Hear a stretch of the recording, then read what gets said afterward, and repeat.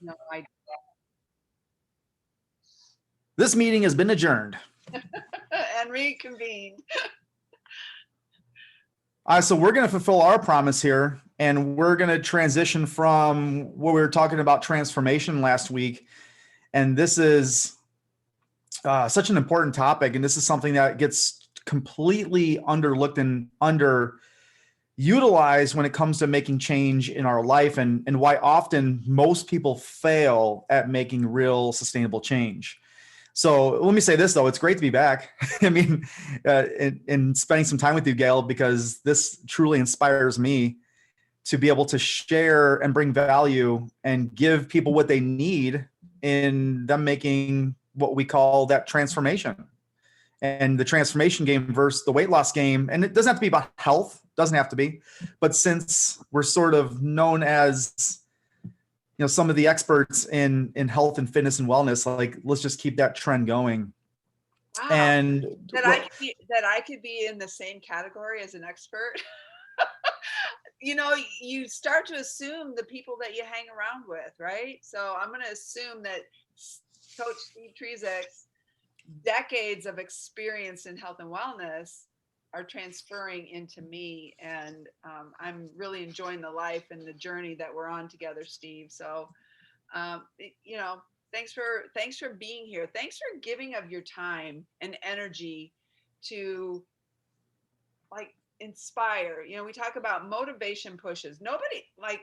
Everybody says I want to be motivated, but honestly, they don't want to be motivated because motivation pushes.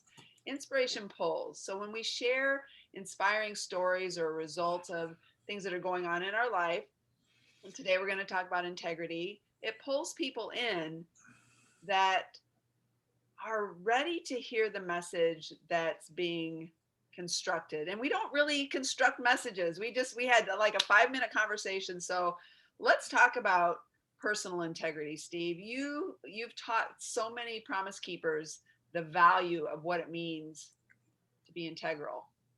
Well, first, let's start here. I want everybody to picture what their next level of success looks like. I want them to envision what their next 30 days, the next 90 days of their life looks like when they're able to become the person that they need to become so they can have the things they want to have. And that's simply because we're doing those things, but we can't do it without being that first. And success is simply a matter of character. And once we understand that success is simply a matter of character, meaning characteristics, this one attribute, or we'll call it an addendum even to ourselves, is probably one of the most important aspects, and that's going to be integrity. And the reason that people are in the place that they're in, and let's go back to our health, our fitness, our energy, our wellness, our thought process, our beliefs, the stories that we live in, is because we don't have integrity. We just the reason why we are unhealthy or we're living this, and that's the hardest thing for people to accept, right? The hardest thing for people to accept is that the life that they're living, the conditions that they're in, are the ones that they feel they're worth or what they deserve. Well, Steve, that's not fair to say. Well, actually, it is fair because you've produced this moment you're in. So if you know that, and people want to go to the doing right away, like, hey, what do I need to do to get out? Well, think about this. What if you were to work on just you being more integral? And integrity, and you lack integrity. I say that as a blanket statement, like, we are in a place we're in because we don't have integrity. Whoa, like, that's not true. Like, people get pissed off. Like, they get so upset when I say that you are not integral. Let me say this. You have integrity for everybody else in your world. You have integrity for your neighbors, your family, your kids, your coworkers. If I told you, Gail said, hey, Gail, do you want to go meet for some lunch tomorrow at 12 o'clock? And you were to say, yeah, let's go meet for lunch. What time would you be there? Personally, about 11:50. Okay, so you'd be there 10 minutes early. Yeah. Okay, if I called my neighbor who owns their word to doing the things that they say they're going to do for me, like, say I can't pick up my kids from school, can you pick up my kids? And they're like, yeah, I'll pick up my kids. It's at 4 o'clock. They're going to be there probably at 3:45. They'll be there early. They're going to do the things they say they're going to do for other people. But when it comes to ourselves, how many times, and if you're watching this, well, first off, this is a podcast, so maybe you're watching this, maybe you're not watching it, but I want you to imagine how many times have you said the diet starts on Monday? You know, it's like, how many times have you told yourself that? How many times have you told yourself that you're not going to hit the snooze button when you wake up in the morning and you're going to get a 10-minute walk in or something? You're going to lace up your shoes, you're going to go for that walk, or you'll wake up 15 minutes early and go get some cardio done. How many times have you told yourself, I mean, what is this? July 1st, 2021. Half the year's gone. We are at the pinnacle. We're at the literally the summit of the year. We're only going down towards the end of the year at this point. Like, this is the hump day of the year.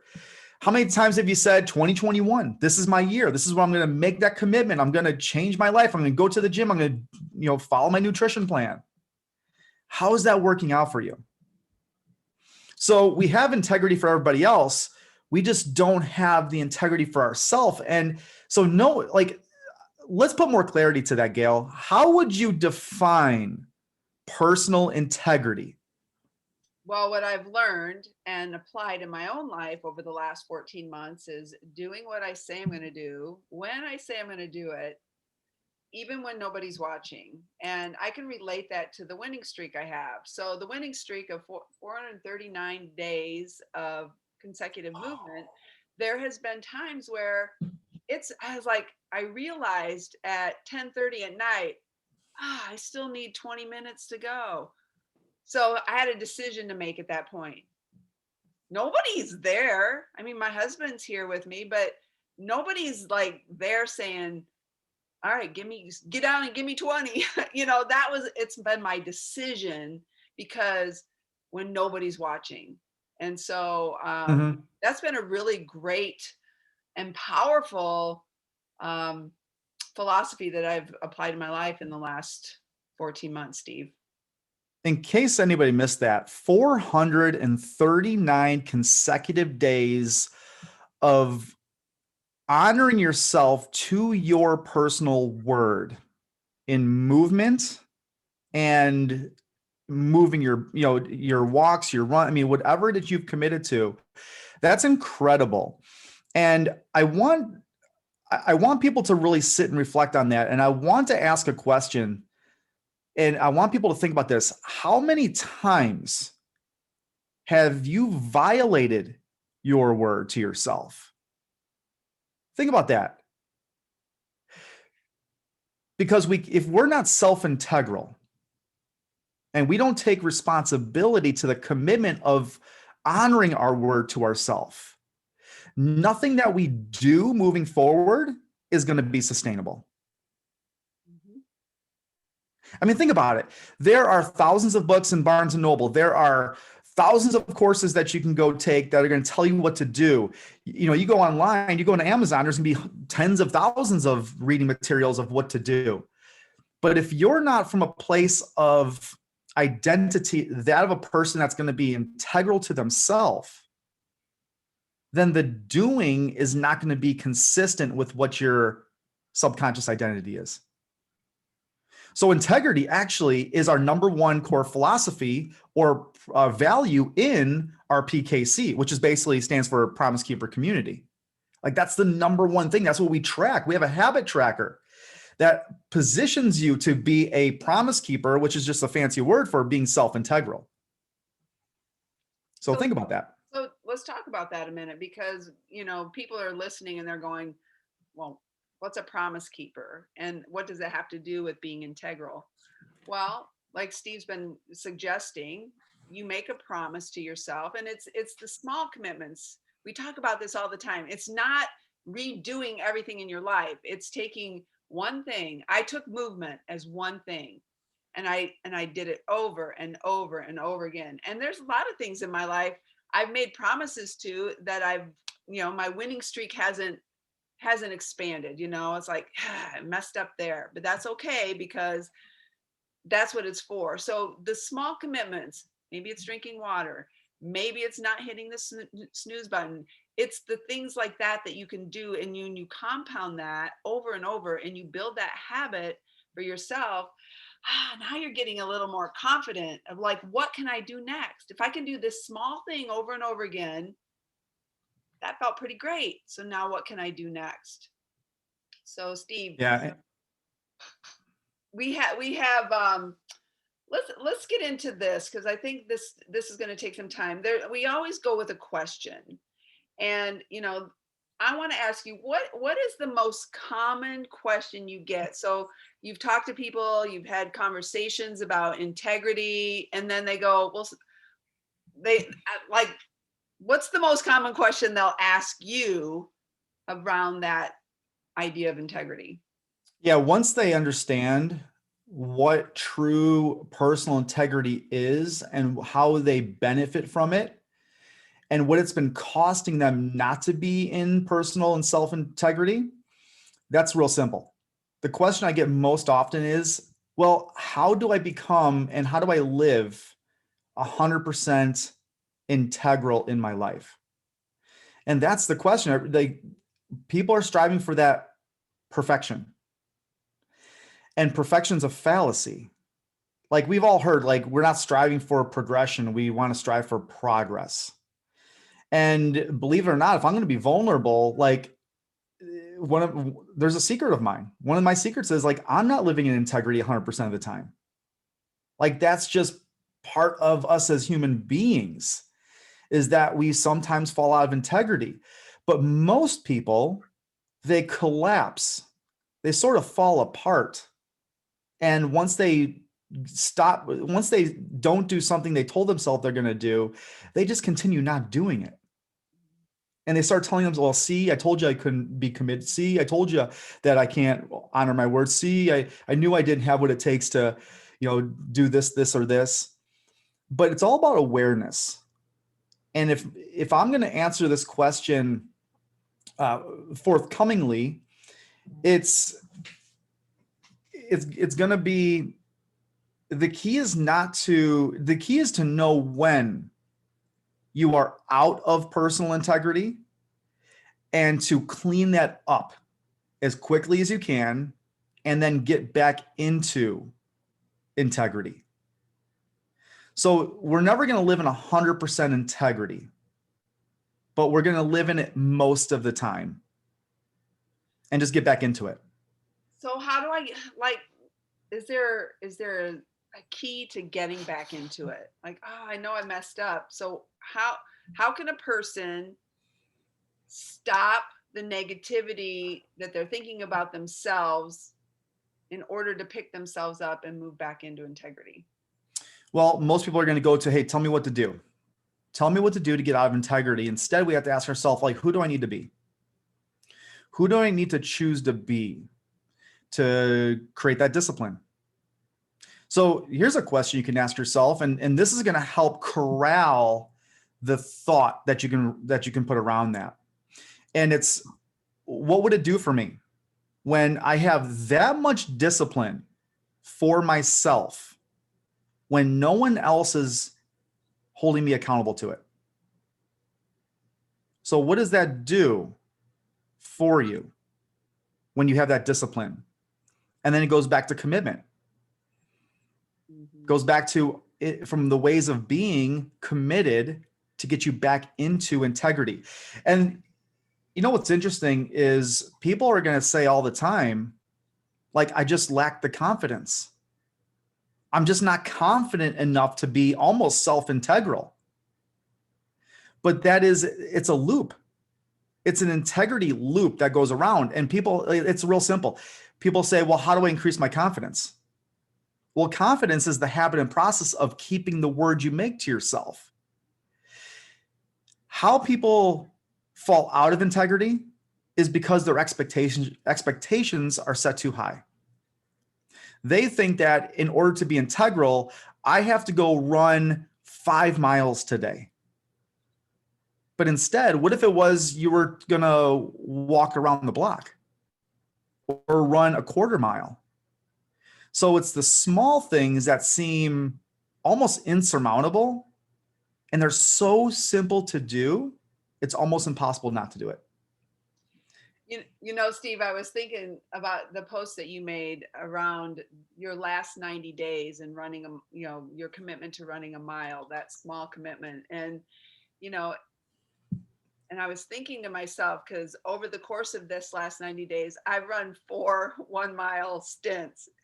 And you said the key word is it's almost impossible not to do. And so, see, for me, running those 4 1-mile sprints, not really a sprint, it was a jog and a walk, to be honest. But that wasn't something that was so easy I could do it every day. But you know what I was thinking after I read your thing this morning is like, well, what's preventing you, Gail, from just saying, do the half mile? You know where the half mile stake is. Because, see, sometimes we have to back off. We set our expectations high because we surround ourselves with people who have high expectations and live at a high level within themselves. So that brings our temperature up. We can talk about that on another podcast too. Oh yeah. But think so when I thought about that is we so oftentimes want to compare ourselves to other people. Oh, how does my integrity compare to your integrity, or my actions to your actions? So sometimes we just need to be kind to ourselves, back off of what we set that expectation for ourselves to what you said is key, something that's almost impossible not to do every day. Yeah. So the success code's built into us. Like it's already there. And I have a phrase that you've heard me say many, many times, but this can directly correlate here is just do less better. Yes. We're trying to do more things in hopes that we're going to have a greater outcome. But what if you were to do less things, but do them consistently? The compound effect. So it's okay not to do something. It is absolutely okay not to do something, but it is not okay not to do something when you told yourself you're going to do it. So if you told yourself you're going to go to the gym, but you know you're not going to make it to the gym, don't even speak those words. Don't even think it. Remove it from your expectation and follow through with maybe a different movement that's going to be more attainable during the whatever moment you're living in. So there's a lot of, there's a lot to unbox and unpack, but it's very individualized. There is no one way of doing it. Like there's no cookie cutter way of living in personal integrity. It's going to be really isolated to like the person's lifestyle. But every one of us here, including myself, because I am learning my lessons just like everybody else is on this planet. We are all not doing something or being something that we know we need to be or do. And sometimes it's just so big and daunting that we're not even willing to take a small bite-sized piece out of it. We're going to sit there and just look at the entire elephant and be like, man, how am I going to devour this thing? Like my goal is so far. The amount of weight I want to release is so much. How do you eat an elephant? One bite at a time. One bite at a time. Consistently. Consistency is going to trump massive effort every time.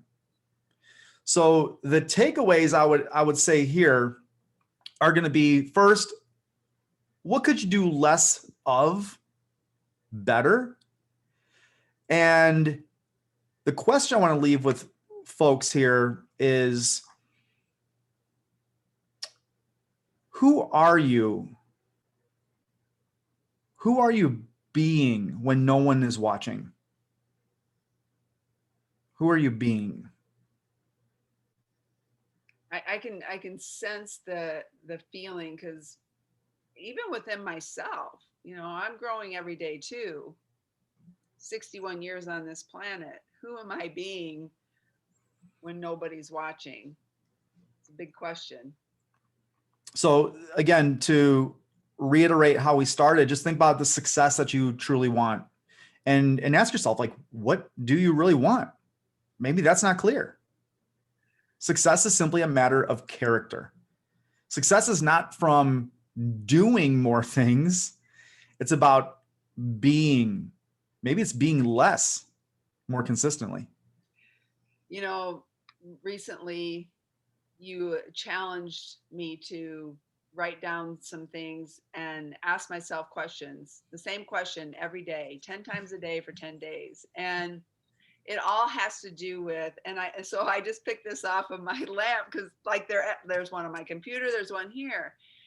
And these are like three questions that I think all of us could answer. Who would I be? What would I do? And how would I feel if I already had blank? And for me, around this was nutrition. I was making choices that didn't serve who I knew, the vision of where I wanted to be or who I was becoming.